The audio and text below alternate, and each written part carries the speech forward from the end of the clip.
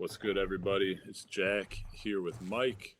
We are going to give a little recap on the Bears Lions debacle and then jump into Mike's keys to a Bears victory this coming weekend on the road against a surprisingly decent Atlanta Falcons team.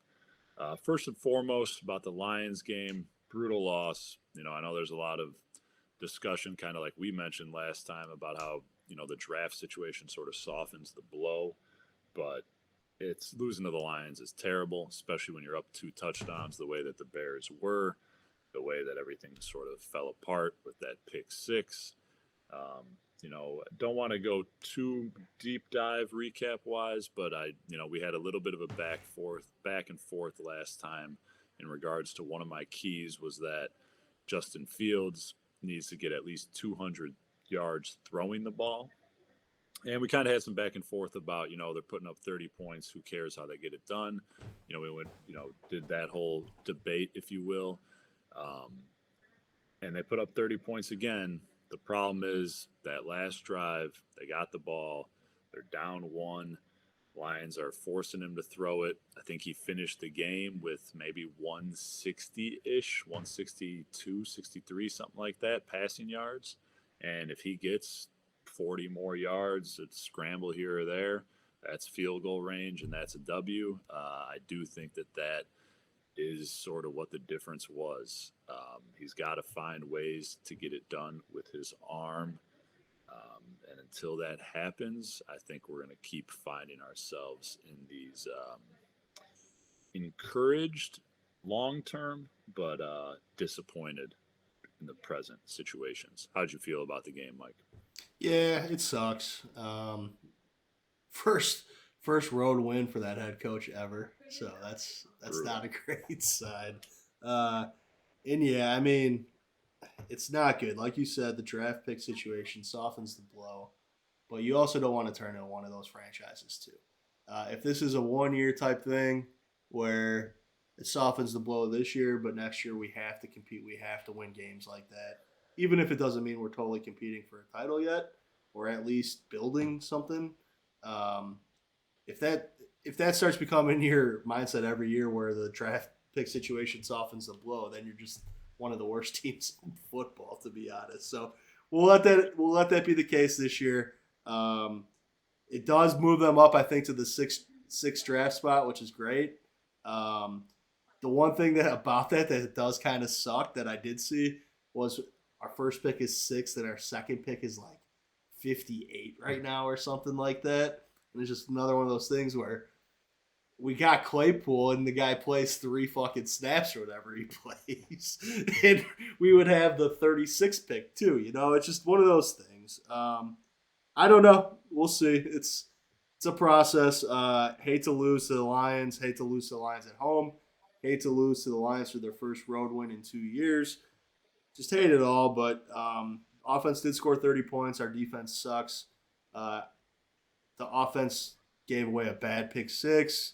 I do like the way he took accountability for it. I think overall he played an all right game. But I don't know. Still encouraged long term, but it's going to be a tough rest of the season, no doubt about that. Yeah. Amen. I think the Claypool thing is just Yeah. baffling. You cannot make that trade and not have him out there attempting Yeah. to make an impact, not at So least giving him the opportunities. it's so crazy to me too because like the first week he was here against Miami, like he's here for 2 days and like he actually kind of made an impact on that game. And if the officiating was better, you could argue he made a huge impact on that game because he could have put them in field goal range down at the end there. And then you come back with an extra week this week. Granted, he's still only been on the team for like 10 days, but to come back with an extra week and it is like he wasn't even like part of the game plan at all. And that's like supposed to be our new toy. Like it's weird. I don't know. Hopefully he gets a little more involved this week. We'll see. Yep, certainly disappointing. I think a couple bright spots other than Fields' continued progression, even though not necessarily where we want it to be with the arm quite yet. Komet, I think, is a big bright spot. Another solid week from him. Seems like he's finding his footing in that pass catching arena, starting to make some plays, especially in the red zone. You see how valuable that is for guys like Lamar Jackson, guys like Jalen Hurts with Mark Andrews and Goddard, respectively. Those mobile quarterbacks, even Mahomes to an extent. Hate to even throw anyone else's name in a conversation with Mahomes, honestly, the way I value him compared to anybody else, really. Um, but it's just those tight ends, they seem to be key for those mobile quarterbacks, those kind of safety outlets that can sort of drift, know how to find those soft spots and coverages, and the quarterbacks can hit them for those bigger plays. So I think Komet's been encouraging these past couple weeks. Hopefully we can build on something we got going there. And then defensively, no need to go crazy, but Jack Sanborn. It was the Sanborn game, baby. No, I agree. I think Sanborn was definitely a interesting little glimmer of hope there. Maybe he's just another guy that could give us something from a position that like we talked about, losing Roquan, you just can't really value that position. So he's just a inexpensive option who can go out there and give you something. Maybe that's a positive we can build on. And then overall, I think Eddie Jackson's been a bright spot on the defense just in general this year. Sort of like he's sort of been revitalized. So as bad as the defense is and has been the past couple weeks in particular, I do think Sanborn's development is something to keep an eye on. Maybe we got lucky, find a little something there, and a little bit of just more of a shout out to Eddie Jackson. I mean, I know his contract. I know he's expected to do the things he's doing, but I think he should get some credit for sort of bouncing back a little bit this year. All that being said, skating into week 11, we're going to be on the road against Atlanta. I think they might be the dead last in run defense in the way that the Bears have been cutting people up. Should be able to go down there, continue to put some points on the board. I don't know if I love the Bears to go on the road and get a win after the way they just collapsed against a much worse Lions team. But I think the Bears are rapidly becoming one of the most watchable teams in the NFL. They're very exciting right now, a lot of unknowns surrounding them, and looking forward to the game on Sunday to kind of see how that developmental phase continues to grow. What do you got on your mind for the keys to victory coming up this weekend, Mike? Yeah, so first key, it's similar to one of your keys last week. I want to see a little more passing. You said 200 yards last week. I'm thinking more in terms of attempts. Let's see the attempts get up there a little bit. And I know some of the attempts get taken away because he scrambles and makes stuff happen with his legs. But actually what I'm seeing, and granted, I like that website, Pro Football Focus, and I know they're not like the end-all, be-all. But I think they do a good job of putting grades on stuff that the stats might not always reflect. And what I'm seeing is Atlanta's actually not too bad against the run, and they're actually pretty weak against the pass. At least that's what I see on that website. Is they're the second worst pass rush outfit, only behind the Chicago Bears. And their coverage is just not very good in general as well. So this could be a week where maybe he doesn't have to make so much happen with his legs, and let's see those pass attempts get up. Let's see. I would love to see a 250-yard game. That would be fucking beautiful, right? I think in order to win this week, I think he will have to pass the ball effectively and efficiently with a little more volume than he's been used to. So that's my first key to the victory. Let's be a professional NFL passing outlet this week against Atlanta. I like that one. I mean, like you said, sort of going back to my 200-yard comment. And, it's not like we're saying you got to go out there and throw for 300-400 yards. 200 yards. It's not a lot. 2022 is, it's not even a good week, really. No. Ryan Tannehill threw for 300 yards last night. I don't think Ryan Tannehill is a very good quarterback person. No, he balled out kind of a little bit yesterday. No, he did. He did. But Yeah. I'm just saying that's kind of my point. Yeah, 200 yards. 200 yards is a low bar. a Right. low It's bar. just it's just Yeah. you know it's just the NFL. You got to Yep. be able to move the ball through the air if you want to be successful or long term if you want to have sustained success. I guess is a better way to put it. But I like that. Just keeping it even that much simpler. At least throw the ball. I think Fields' biggest problem that I personally haven't seen with the development. And don't get me wrong, this is being critical because there are so many positives right now, certainly. But the one thing I think that is still I'm not seeing any progress with is exactly what you just said when I want to see those pass attempts go up. And you said, I know sometimes that gets taken away because he ends up scrambling, but I still think he ends up scrambling so much because he's not reacting. He's not Anticipating. trusting what he's Yep. seeing. He's not anticipating the throws. That's the one part of his game that I have seen zero sort of progress. They're doing a lot of things in the red zone better, but I think to be fair, you have to give some credit to Getsy and the play Absolutely. calling there and understanding that, we're going to kind of go against the trend. Now we're going to open it up and, sort of run these pass plays that we have because everyone is, defending for the run in those situations. And they've had great success doing it. And Fields is absolutely a big part of that. But I think that the one thing he does need to do is start letting that thing loose, getting it out quickly, and sort of trusting what he's seeing on the field, reacting to defenses, and unfortunately, he just hasn't really done that quite yet. And then just to add on that, just to clarify, this is a key to victory because I don't think they're going to be able to run the ball quite as effectively as they have been. Um, Yeah, Herbert's out. so Herbert's out, and he's been a really solid back. He's been so dependable to be that guy that falls forward and is just so solid, low center of gravity. So leading we're the gonna, league in yards per carry. yeah, so we're gonna have to rely on Monty and Ebner, and while they're probably capable of picking up quite a bit of the load, I think we will have to pass a little more effectively if they want to win this game. So I said Herbert's out. I think he's out at least 4 weeks. They put him on the IR, maybe the rest of the season. But I also see Komet's questionable. Hopefully he'll be ready to go for the game. He's been a nice safety valve, safety blanket, whatever you want to call it, especially in the red zone for Fields the last couple of weeks. I think he's got 5 touchdowns over the last 3 weeks, which is great after not being able to buy a touchdown for the last 2 years realistically. But yeah, I mean, we'll see. I think they got to pass effectively this week if they want to get a win. That makes sense. And you mentioned you threw out Ebner's name. I think the one sort of silver lining with the Herbert injury is that we should be able to get a little glimpse of if Ebner has anything to offer. Absolutely. Realistically, I think I'm assuming me and you are probably on the same page that Montgomery's going to be gone next year. I don't Yes. think anyone really, logically, I don't think anyone would really want him to be here or to be paid him to be Right. here.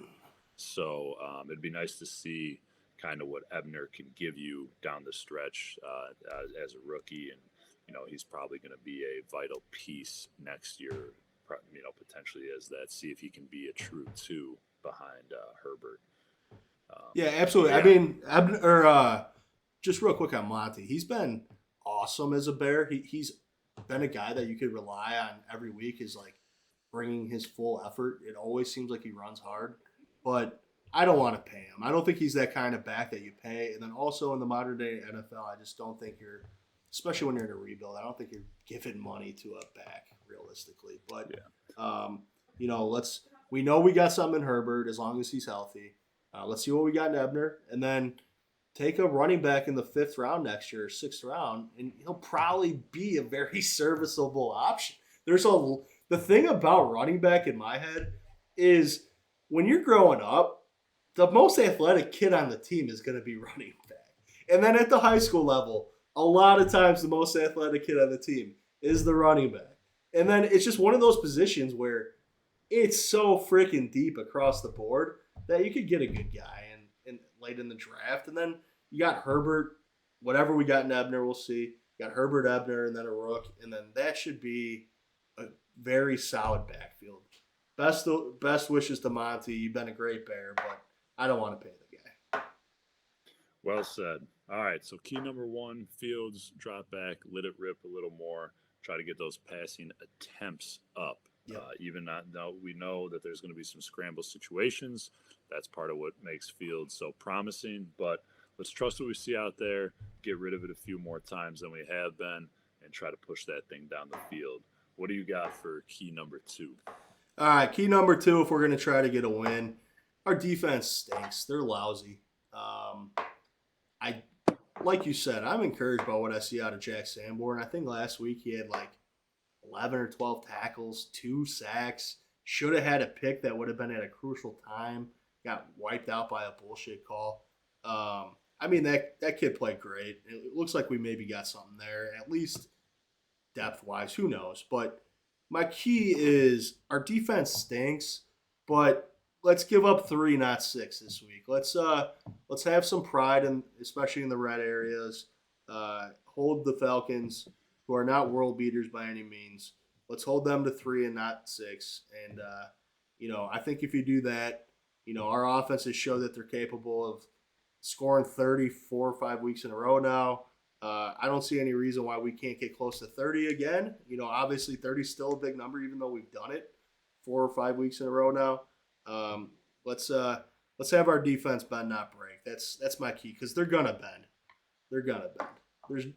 There's just not talent in the front 7 right now. There's just not. Red zone is always going to be a big factor, and that's sort of been the Bears' calling card for as long as we can probably remember. They always, especially those Lovie Smith years. I mean, it was always like you'd get so frustrated, teams marching down the field. Why are we giving up all these soft coverages? But then the second they got to that red zone, you knew more times than not they were only getting out of there with 3 if it wasn't a turnover or a big play made by those guys. So I agree. That always is a huge factor. Kind of force them into those field goal situations. Don't let them hang 6 on you. And the way the offense has been playing, I think that gives us an excellent chance.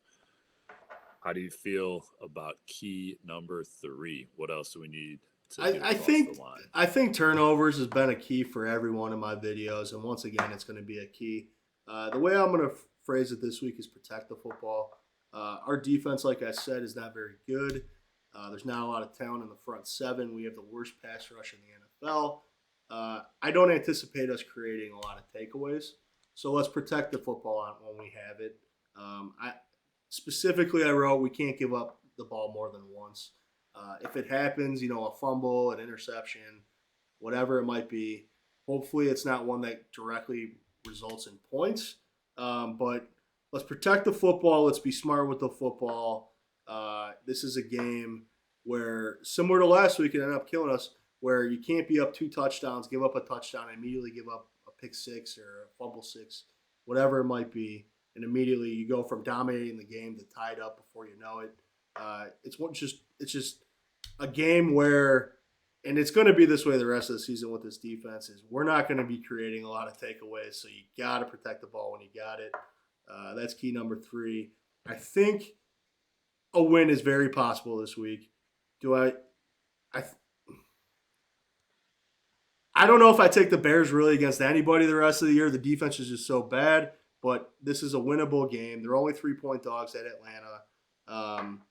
I will say I like the over again this week. I'm going to like it a lot the rest of the year. It's 49.5. It's a big number. I think last night was like 41 in Green Bay. 49.5 is a huge number, but our defense is just bad, and our offense is going to have to score points to keep up. What's your thoughts on the over/under, Jack?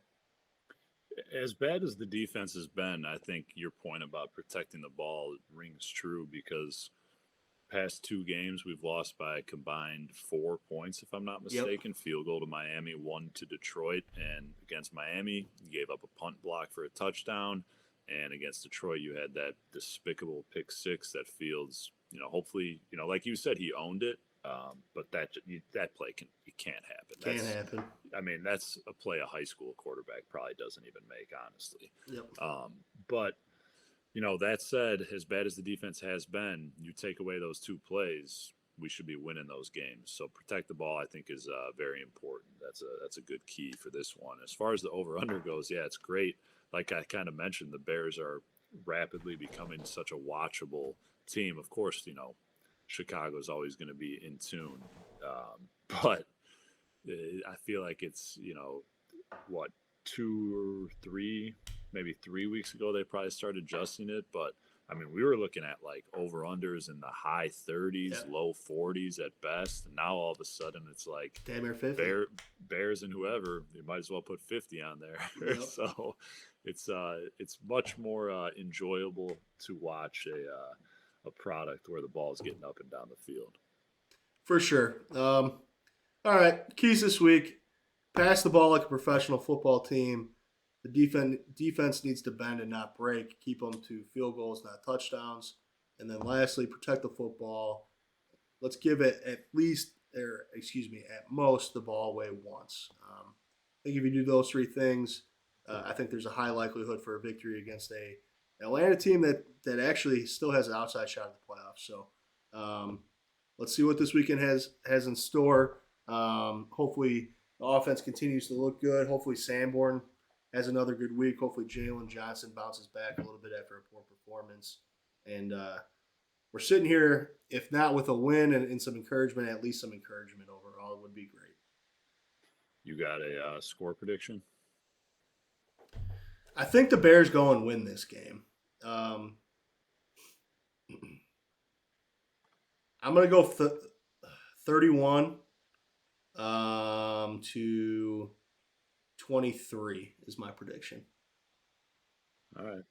I unfortunately do not think the Bears win this one. Okay. I think that Mariota, he doesn't do a lot with his arm either, but he can do some stuff with his legs. I think Cordell Patterson, has a bit of a hungry game against his former Bears squad. Algiers been a nice addition for them. I think they keep the ball on the ground and they're able to do some damage. I sort of see this one like 38 to 28 Falcons with the W. Wouldn't surprise me. I'm not going to lie. Wouldn't surprise me. But 38-28, I think we probably still feel good about the offense and hoping that the defense figures itself out in the offseason. But, all right, that's the video this week. If you're new here, like and subscribe. Jack, any last words? Bears. Bears.